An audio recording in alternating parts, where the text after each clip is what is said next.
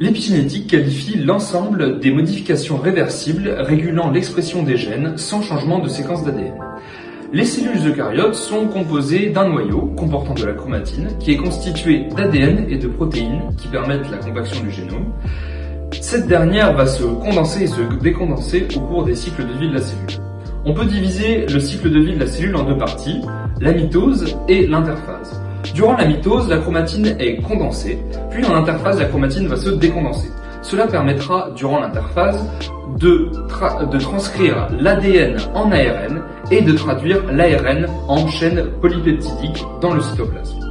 C'est possible dans le chromatine.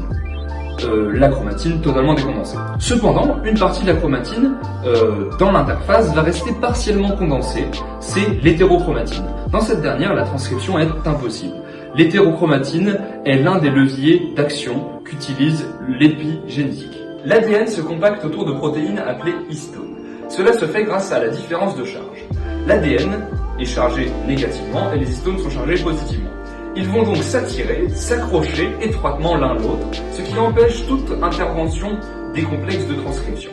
Toutefois, leur charge n'est pas fixe. D'une part, les histones, qui sont composées d'acides aminés, comme toutes les protéines, peuvent voir leur lysine, une acide aminé, acétylée, c'est-à-dire qu'elle va avoir un groupement acétyl, et donc perdre une charge de plus, ce qui va avoir pour effet de neutraliser les histones au niveau de leur charge, et donc d'avoir plus d'hétérochromatine. D'une autre part, l'ADN peut se faire méthyler.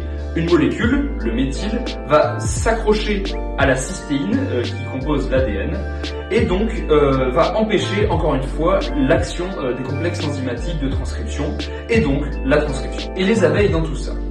La gelée royale contient des inhibiteurs d'enzymes qui vont retirer les groupes acétyles des histones.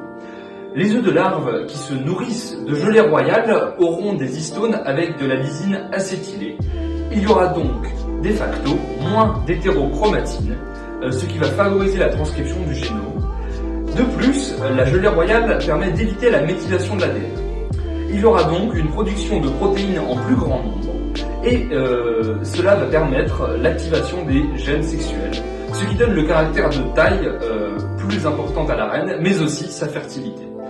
Pour conclure, on a observé que l'épigénétique, sans modifier la séquence du génome, va impacter son expression avec l'acétylisation des histones et la méthylisation de l'ADN. De plus, cette modification est réversible.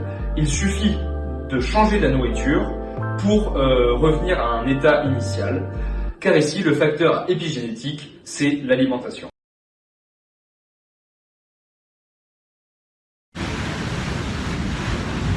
Énorme!